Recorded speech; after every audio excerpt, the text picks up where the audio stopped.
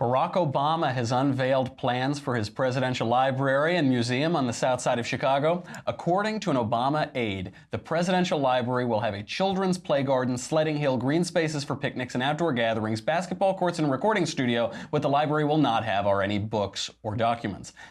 Is there a more apt metaphor for the Obama presidency? We will explain Barack Obama's empty library and legacy, and then the mailbag. I'm Michael Knowles, and this is The Michael Knowles Show.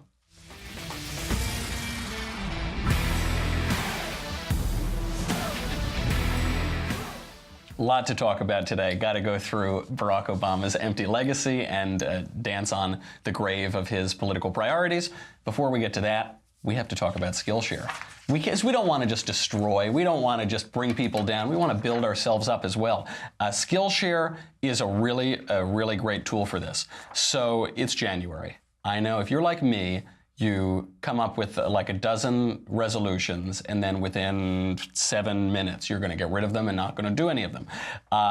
While many people have resolved to go on a diet, hit the gym, call mom more often, Skillshare encourages listeners to use 2018 to learn new skills and make this year their best year yet. Skillshare is a phenomenal platform. I really encourage everybody to go use it. It's an online learning platform with over 18,000 classes in design, business, technology, and more. So whether you're trying to deepen your professional skill set, start a side hustle, little side business, or just explore something new, Skillshare will keep you learning in 2018 and beyond. You know, I've been an actor and I've worked in political campaigns for all of my professional life. And so everybody has gigs all the time. It's all just gigs, and you have to be able to hustle. You have to have a wide range of skills that can apply to things.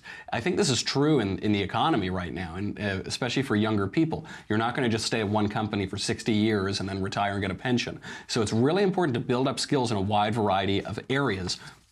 One area in particular, by the way, if you're watching this, you probably use social media, you probably are technologically savvy. I fritter away all my time on Twitter. I Twitter away all my time.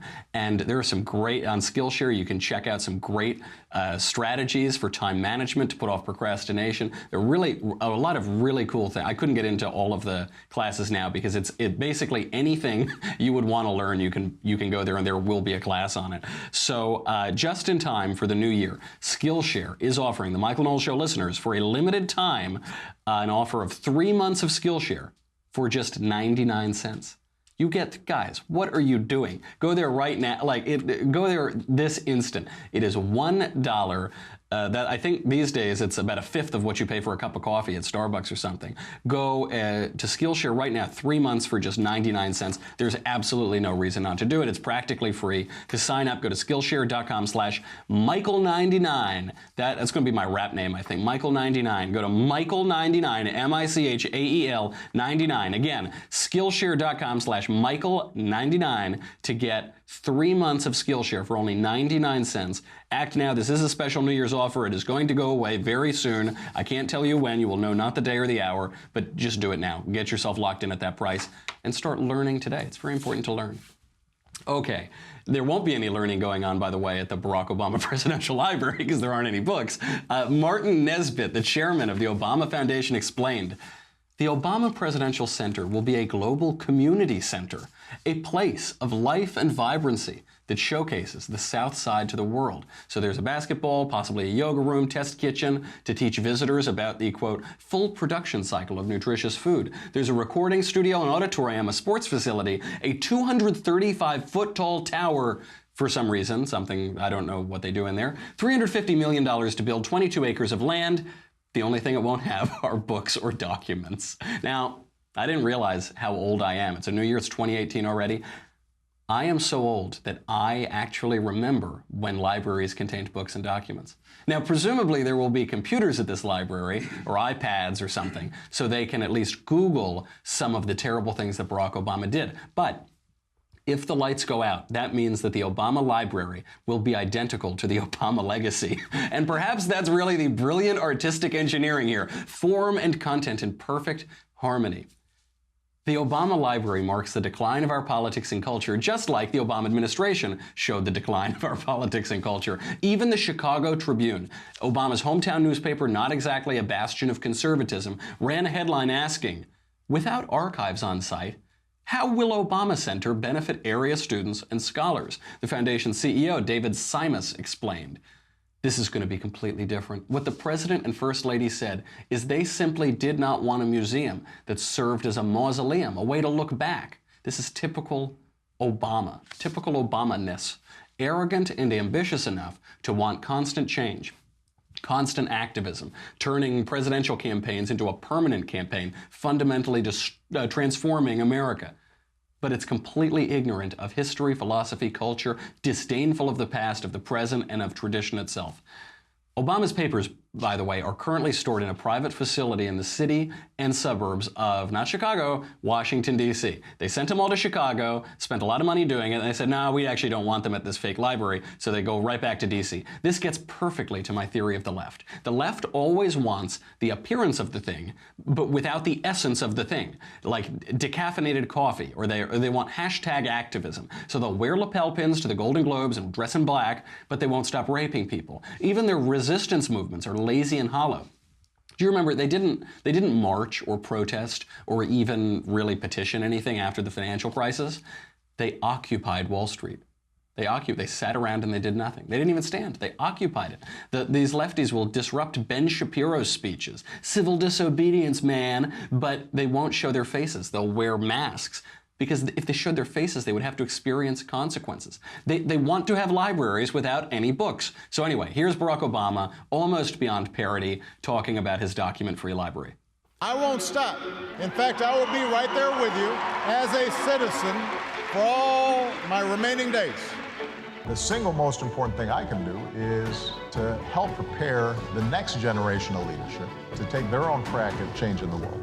More than a library or a museum, it will be a living, working center for citizenship. We'll have projects all over the city, the country, and the world. Our work has inspired so many young people out there to believe that you can make a difference, to hitch your wagon to something bigger than yourself. Those poor kids, I feel sorry for them if Barack Obama is teaching them leadership, because his legacy has been utterly destroyed. And think about that Messiah complex too. I will be with you until the end of days of time. Okay, Barack, let's go away. That's fine. We had you for 8 years. You can go away. Now, his legacy is gone. He says this is going to show them leadership. It's going to show people activism, how to make a change in their community. But his legacy is over. His legacy is as empty as the library. On healthcare, just a quick recap of all of Barack Obama's wonderful legacy. On healthcare, Donald Trump and the Republicans have repealed the individual mandate, the funding mechanism of Obamacare. Obamacare was already in a death spiral even under Obama. The repeal of its funding mechanism has sped that up considerably. In October, Donald Trump rolled back the mandate forcing employers to pay for abortion drugs after Barack Obama took the Little Sisters of the Poor to court because he was so fanatically insistent that nuns pay for abortions. Trump also ended some Obamacare subsidies known as cost-sharing reduction payments, and he signed an executive order opening up competition in health insurance and allowing some people even to purchase health insurance across state lines. Now, unfortunately, they haven't yet whipped the votes to fully repeal Obamacare, and they should do it as quickly as possible. The U.S., by the way, has never once repealed a major entitlement program passed through Congress, but the White House and Congress have chipped away at it considerably. We may still yet make history. On immigration, Trump is looking to phase out Obama's unconstitutional executive amnesty, known as DACA, even if the U.S. doesn't deport 800,000 of the most press-friendly illegal aliens made for television, and probably we won't. DACA still could be used as a bargaining chip for wall funding and other immigration reform. Trump has cracked down on sanctuary cities. Illegal immigration has dropped within the last year to a 17-year low. Republicans have scrapped every single bit of Obama's environmental legacy, including the disastrous Clean Power Plan, the Paris Climate Accord, bans on the Keystone XL and Dakota Access pipelines. We've also opened up more federal land to private use. Trump's EPA is on track to cut 47% of all employees by the end of its first term. Almost half of the EPA employees will be gone just through retirement and attrition by the end of the first term. On campuses, Betsy DeVos has repealed Obama-era regulations giving universities absurd control over student sex and the investigation of sex crimes. Obama regulations forcing schools to let men into the girls' bathroom are gone too. Remember how for like a year or two we had to just talk about the bathrooms because Barack Obama didn't want to focus on the economy, which he couldn't manage to recover even after 8 years. Obama's policy of net neutrality, remember that one? Government regulation of the internet has been repealed, ironically, by an Obama appointee at the FCC. On foreign policy, unfortunately, the Iran deal still remains in place, but Obama's policy of negotiating with Cuba by giving them everything in exchange for nothing has been curtailed, particularly after Cuban commies responded to Obama's weakness by attacking our diplomats with a sonar weapon. We still need to finish off Obamacare. We need to scrap the Iran deal, but overall, not bad for 1 year. The legacy-destroying lesson Obama learned too late for his library, too late for his legacy, and it's a warning for President Trump and Republicans. That which can be enacted by a pen and a phone can be repealed by a pen and a phone. So get working, Congress. And speaking of deals, we're talking about all these deals, we got to talk about a new sponsor. We have a new way to keep the lights on around here, which I'm always very pleased about. But this is a product that I've actually used for years, so I was glad to see them come on board. This is an app called Honey. It's a browser extension. It's completely free. I like things that are free. That's why I've been using it for years. My stepbrother, who's very involved in internet ad space and ad exchange servers, he's always up to date on the newest browser extensions. He showed me this. Honey just saves you money. You pay nothing, and Honey will get you money automatically. It's a free browser extension. It's used by millions and millions of people to save money every single day. So it's the single most popular money-saving browser add-on. It works on all major browsers, Chrome, Firefox, Safari, and it's always free. You don't put down a credit card, you don't put none of that. It's just saving you money. So how does it work? It takes 2 clicks to add Honey to your browser. Literally just 2. Then it starts working in the background right away. So while you shop, you go on wherever, Amazon or wherever you do your online shopping. Honey scans and tests millions of coupon codes all over the internet to find you the biggest discount on everything you buy. So in the old days, you would Google, you'd be on whatever website. I go on to like stogies.com or whatever, and then I Google, I say, where's the coupon that I can find? Okay, 20%, does that work? Oh, no, that only worked until yesterday. Oh, to type it in, and you end up wasting 15, 20 minutes trying to find a coupon. Honey just does all of that. So no more Googling. The best part is, whenever you're ready to check out, Honey automatically applies the best coupon to your cart. So it's just running in the background. That means you'll always get the biggest discount to the best price available, even without having to do anything. Almost 10 million people use Honey every day to save millions and millions of dollars. Why not you? If it sounds too good to be true, Time Magazine agrees with this. They call Honey basically free money, and it is. I've used it for years. I continue to use it all the time. This Christmas season, I couldn't tell you which ones I used with Honey. It'd probably be easier to know which purchases I didn't make with Honey, because you get so many of these coupon codes that, especially during Christmas, there are a gazillion ones over the internet. No one has time for that. It's the 21st century. Just get the browser extension. There's no reason not to add Honey to your browser. It's free. It will save you cash on everything that you were going to buy anyway. If you're not using Honey when you shop, you're missing out on free money. And so do it right now. Join honey.com. And how are you going to get it? You have to go to honey.com/Covfefe, C-O-V-F-E-F-E, honey.com/Covfefe, C-O-V-F-E-F-E. What is it, Marshall? Honey.com/Covfefe. Covfefe, C-O-V-F-E-F-E. Okay. We got to get to the mailbag. Before we get to the mailbag, I do have one news story we have to talk about. I have to point it out because it's a personal one. Google is really going after us right now. This report came out on Tuesday. The Daily Caller reported Google is now displaying left-wing fact-check websites in a fully separate sidebar on our Google results. So when you look for Daily Wire, these fake fact-check websites come up and try to debunk all of our stuff, article by article. And they don't do this for the left. They don't do this for Vox.com. For Vox.com, they have a sidebar, and what does it list? Vox.com articles, what you would expect. For us, they have a sidebar listing articles from only leftist websites. So Google is so far only targeting 4 websites, all conservative. It's us, the Daily Caller, Breitbart, and the Federalist. They aren't targeting left-wing sites like Huffington Post or Slate or Media Matters or Think Progress. And coincidentally or not, the top left-wing fact check on Daily Wire as of yesterday was rebutting claims made by the worst heretics, the global warming skeptics, people like Richard Lindzen, the MIT atmospheric physicist that I had on the show on Tuesday, deniers as the left calls them. And speaking of Lindzen, YouTube, owned by Google, demonetized that video. I don't know if you caught the conversation. It was, the entire conversation that I had with Professor Lindzen was dry, it was academic, it was about statistical inaccuracies. It was one of the drier, episodes that I've ever done. There wasn't a whole lot of covfefe. It was really analyzing science, but a physicist from MIT is too much wrong-think for YouTube and Google. So we contested this when they demonetized it.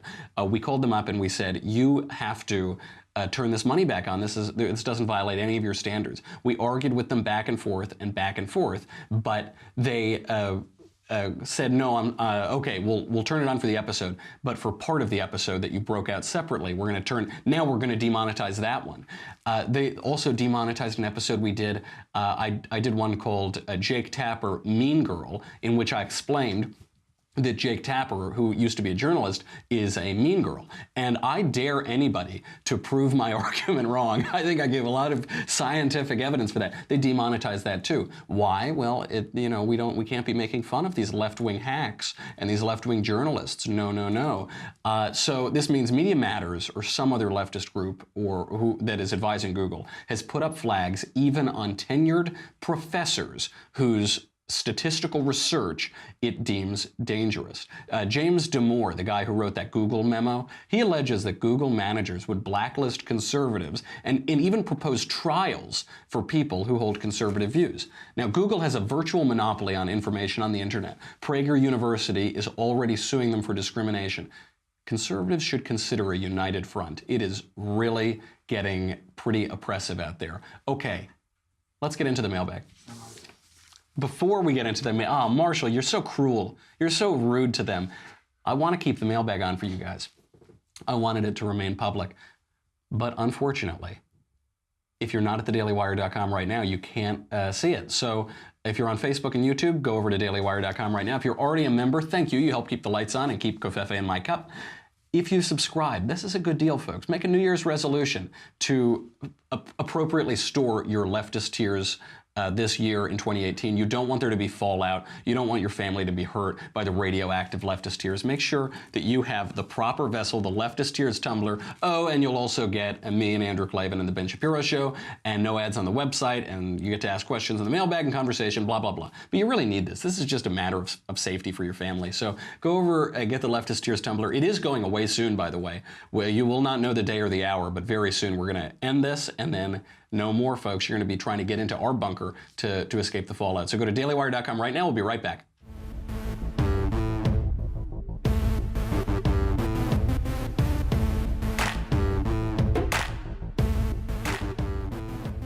Okay, our first question comes in from, from Christian Silva. Yes.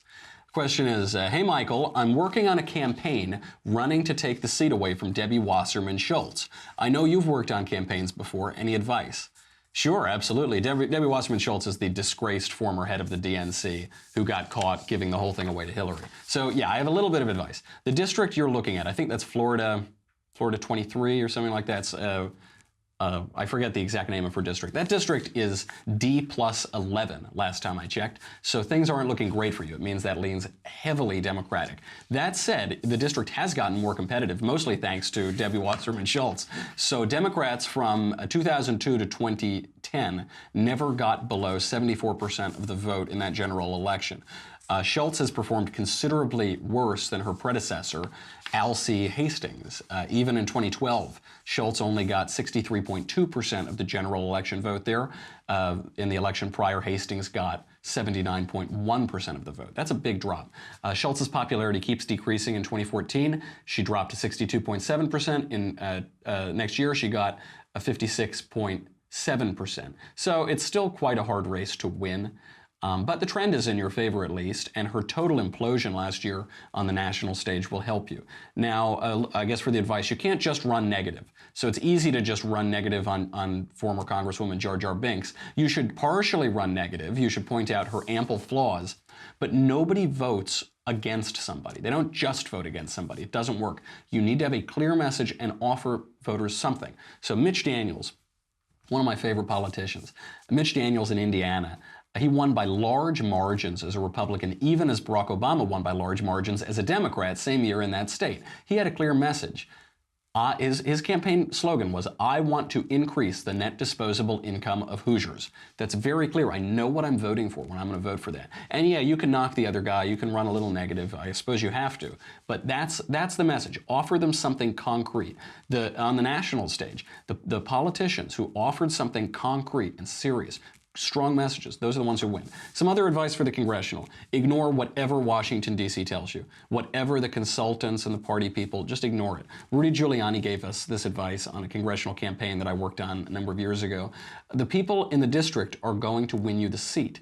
Them and the donors. Then D.C. is going to swoop in, and they're going to screw everything up. So D.C. can get you some money. You should take the money, especially if some of the campaign committees are going to offer it to you.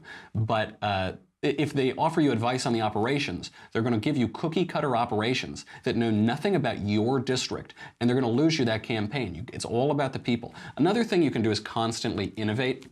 So just a short story. I was on a congressional campaign when I was 18 or 19, and it was a challenger race against a Democrat incumbent. The incumbent, his name is John Hall, and he had been in the rock band Orleans in the 70s. They're the guys who did like "Still the One That Do," and they did "Dance With Me, I Want to Be Your Partner, Can't You See?" So I decided, as a lowly staffer on this campaign, we would start the Young Voters for an Orleans reunion tour to get John Hall back on stage and out of Congress. And we read this whole website. I was writing up and performing in these music videos. You know, I kind of ripped off his song and made it "Vote with me, let's make John Hall leave Washington, D.C." and all this. It was just really funny, and it killed these guys. So they couldn't resist. They threatened to sue me. EMI Music threatened to sue me. John Hall, the band, John Hall himself did. And it got us a ton of press. It made us look innovative and cool. And we ended up winning that campaign. We won the campaign on the strength of the candidate and on the movement and the Tea Party movement behind her. But it did help. It gave us a nice bit of momentum in it, and it gave us good press. So be innovative. Don't just think, how can we not lose this? Ooh, what's the thing that we're supposed to do? Forget what you're supposed to do. Politics is not won on what you're supposed to do. You've got to be really innovative here. So also keep the campaign lean. Campaign bloat sucks up a lot of energy and drive. I know this is unenjoyable, making some pittance of a campaign salary. I've made plenty of those.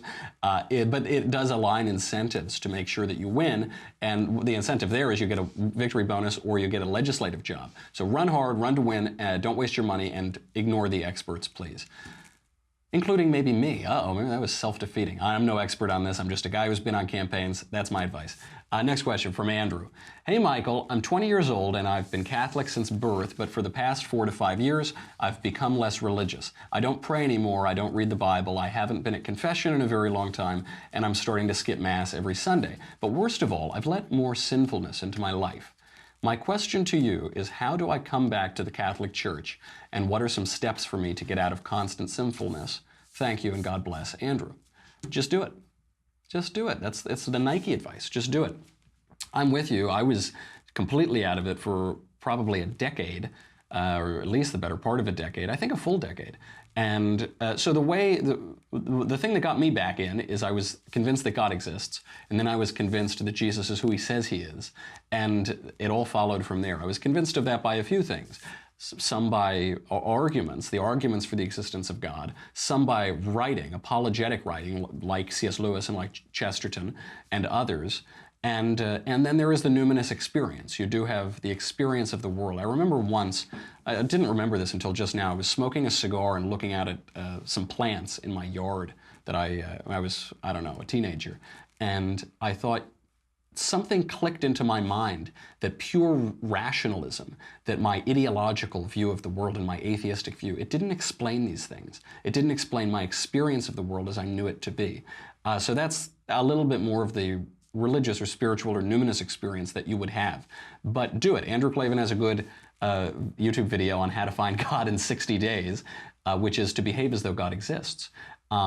If you do believe all of that, then that is going to work on your body. Now, plenty of saints went through great periods of darkness. Mother Teresa herself writes about a lot of these things. So I wouldn't let not the constant emotional feeling of God, I wouldn't let that discourage you. You know, the angel Gabriel came down to Mary said, Mary, you're blessed above all women. God himself is going to be born out of your womb. Isn't that great? And she says, well, I'm the servant of the Lord, let it happen.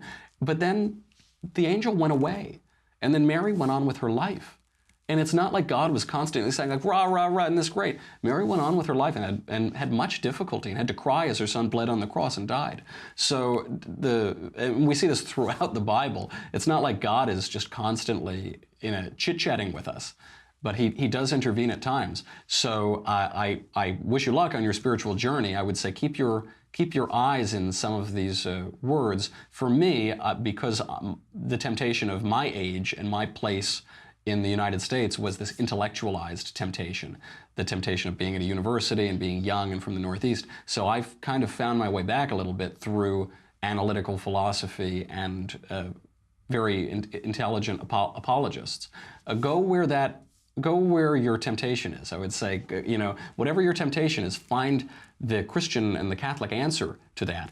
And I think that'll put you right back on the right path. But I wish you luck, pal. God bless. From Nicholas. Dear Michael, I am a Catholic. I'm shocked we're getting these Catholic questions. We never get these.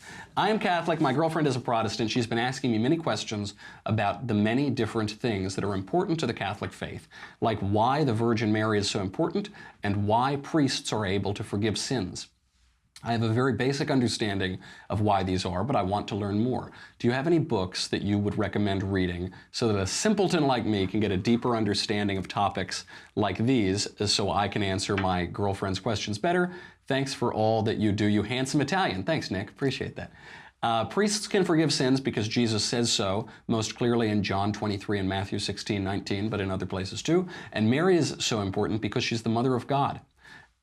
I suppose we could talk more about that, but I think those answers are sufficient. If you're looking for a good resource, I don't think you're simple-minded, especially because you called me a good-looking Italian. But if you do want a simple and direct resource, there's a great one called Catholic Answers. So if you want answers to Catholicism, Catholic Answers is a good name for it. And they have the answers to everything. The Catholic Church has been around for a very long time, and so they've thought about a lot of things. You can go there. And then I recommend also reading as much as you can of Augustine and Thomas Aquinas, some of the church fathers in that patristic era, and you'll see, a lot of people just start reading things that were written after the Protestant Revolution. So they learn a lot of things that aren't exactly so, and they're responding to arguments from only one particular time. I think the church fathers are presaging, they're seeing in advance some of the arguments that will come up that we see in modernity, and they'll explain to you why practices and rituals and theology has developed as it has. So the easy answer is Catholic Answers, and the probably more edifying one in the long run is that patristic era and Augustine and later Aquinas. From Benjamin. Hey, Michael. This was a long time ago, but I noticed you catching flack from a lot of Philistines on Facebook regarding the movie Lady Bird. People were upset that you endorsed what they thought as lewd and pornographic as a Christian movie. Not to rail against my fellow Christians and conservatives, go for it, buddy, as I'm sure they mean well, but do you think attitudes like these contribute to the inability of Christian and conservative art to break through the culture? Sorry for bad wording. I'm an engineer, not a writer. Let's face it, movies like Fireproof and God's Not Dead flat out are not very good, despite the talent of those involved. Why can't we make good art? Why can't we have nice things? This is a very long question. Let's answer what we have so far. So this is something we struggle with all the time. We struggled with it even. I'm doing Another Kingdom with Andrew Klavan, his book that he wrote that we're now releasing as a podcast, and I'm performing it, but it's got naughty words and some saucy scenes, and we have people write in sometimes and they say, you call yourself a Christian. I really liked Lady Bird. I thought it was the best movie of last year, and relatively it was quite a good movie. And it is quite Christian. I mean, it's Christian throughout, beginning, middle, and end. The protagonist's name is a reference to Christ.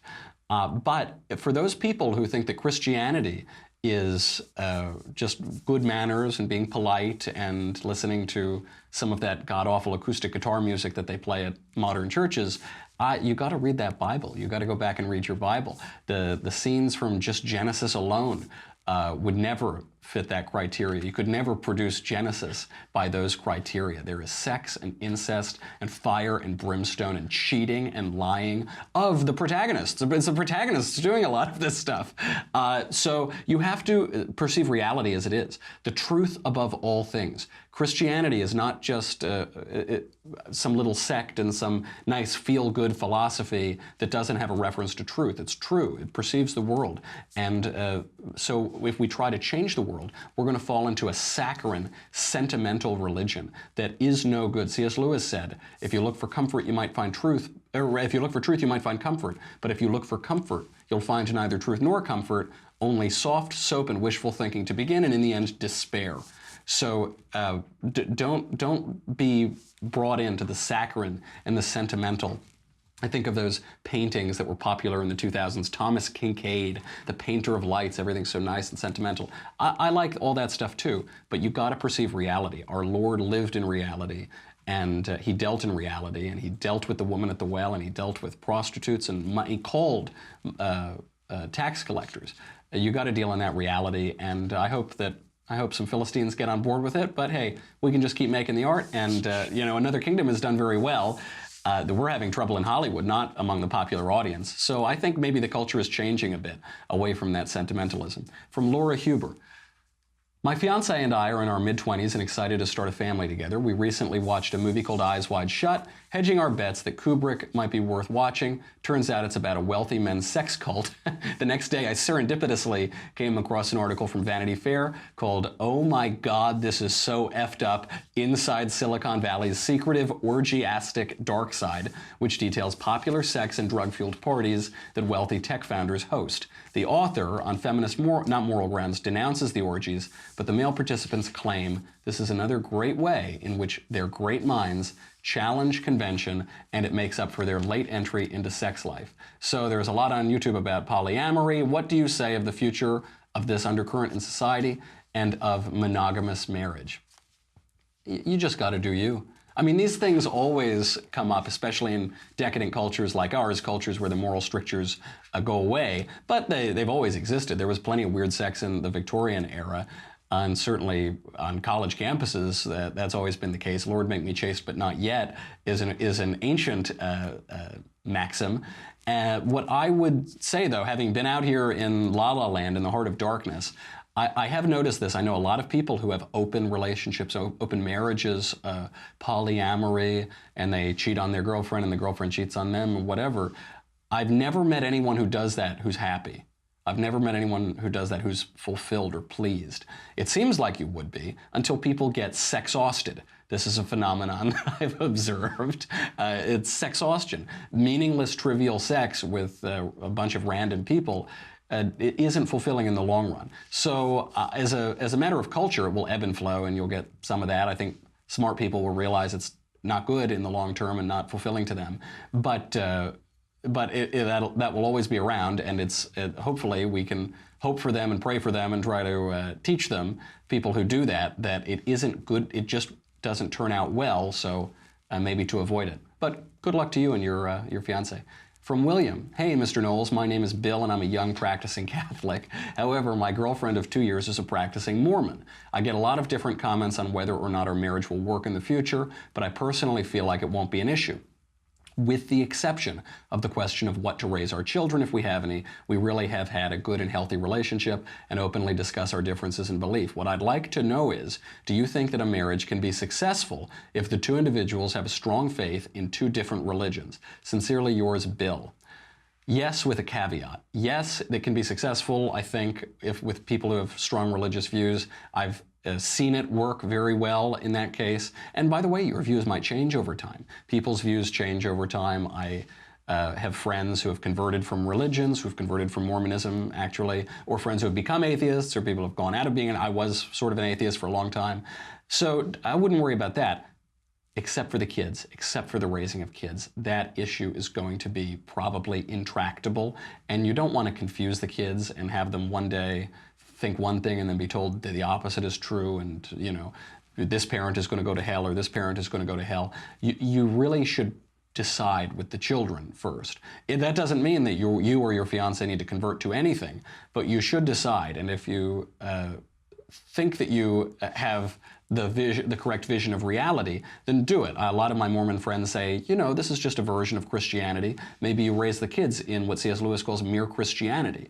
There are ways to work around. I don't think you need to dump one another, but you should solve that problem, because it would be a real shame to get into the situation and say, we'll work it out later, and then you get to the most important aspect of marriage, the creation of family, and you fight and you have to break up or something. That would be a real shame. So figure that one out, and otherwise, I think you can work through everything else. From Norman: Dear Archbishop Thomas Michael Knowles, I have been giving a lot of consideration to the Catholic faith and already, to some degree, consider myself a small c Catholic. So your argument about God creating a particular church with a particular clergy resonated with me. But I have also heard the opposite side argued well from members of my evangelical family. They say that God's particular people was Israel, and that the church is described by way of contrast as universal.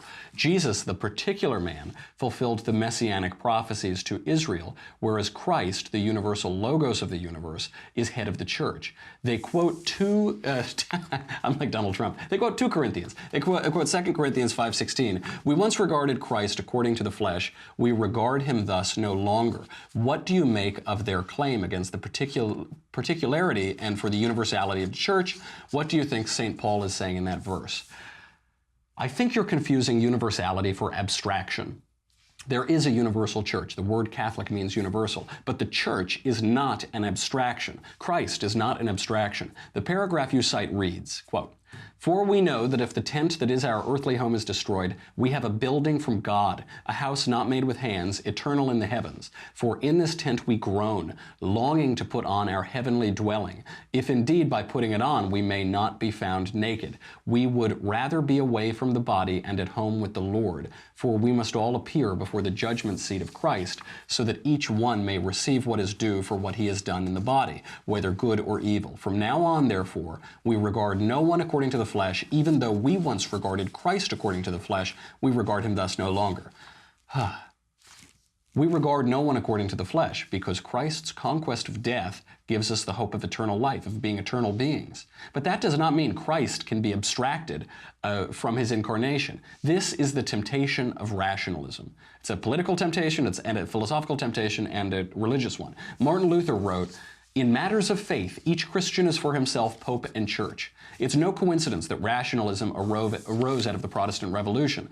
By rationalism, I mean that elevation of each man's capacity to reason. Now, one man's reason, his intellect and his will, are perfect. That man is Christ. But the rest of ours are not. We see the themes of emancipation and revolution running throughout modernity. But we should be careful when we overthrow in these revolutions what we emancipate ourselves from. So the rationalist exercise continually distinguishes the symbol from the symbolized. It separates them. You can only comprehend abstract things, so the rationalist thinks in ever more abstract terms. But Christ is not abstract. There is no separation between Jesus the man and Christ the Logos. Christ is that unity. He says it is the Spirit who gives life, and he says, this bread is my body, and this is a hard saying, and only those who eat my flesh and drink my blood have life in them. He is heaven touching earth, the perfect junction of the symbol and the symbolized. We groan to throw off this life, but we are not merely spirit or merely flesh. Our particular selves comprise inextricably body and soul. This is therefore the claim of the Church. There is no disunity between the particularity and the universality of the Church. As the Nicene Creed states clearly, there is one holy Catholic and Apostolic Church, and her bridegroom is Christ, a man who was born 2,000 years ago to a woman named Mary in Bethlehem, and who existed before all ages, who in the beginning is with God and is God.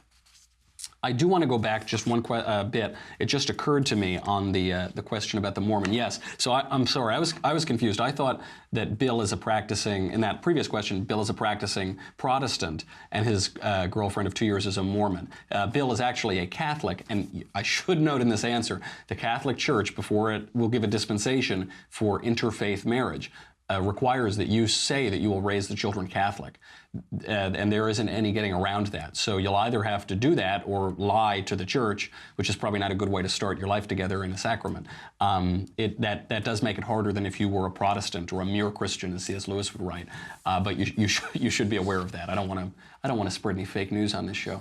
From Jeremiah, Mr. Austin Lively Knowles, King of Trolls. I'm enjoying Another Kingdom, but it has raised a couple of questions in my mind. Do you have any standards when it comes to acting? I have no standards at all when it comes to of what you will not do, be it language or nudity, for a role. For example, if you were offered a role in something like Game of Thrones, but it required graphic nudity and sex scenes, would you do it? Why or why not? Thanks, Jeremiah. I have no standards at all. No, that's not quite true. I would take a role in Game of Thrones in a second. I would do nudity, I would do language, I would do whatever, if the art were good art. I would do it if it served an artistic purpose and were beautiful and showed something to the world beyond just little Michael, just Micheluzzo.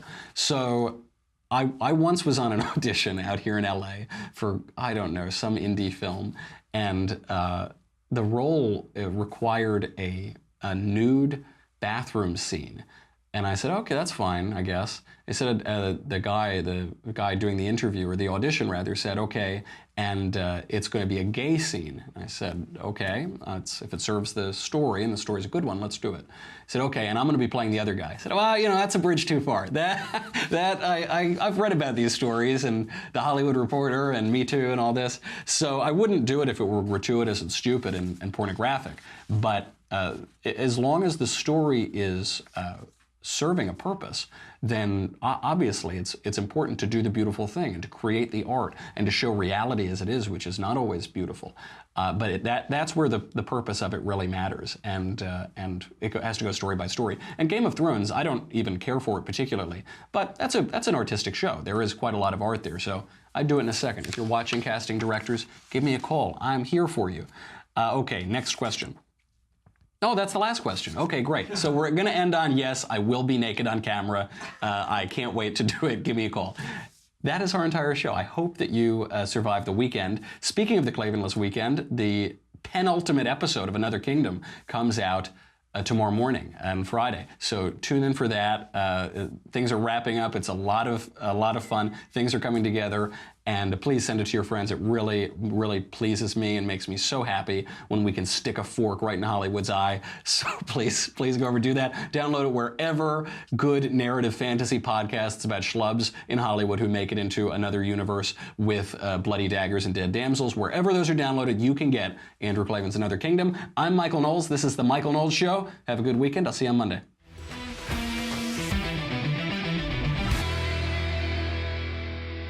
The Michael Knowles Show is produced by Marshall Benson. Executive producer, Jeremy Boring. Senior producer, Jonathan Hay. Supervising producer, Mathis Glover.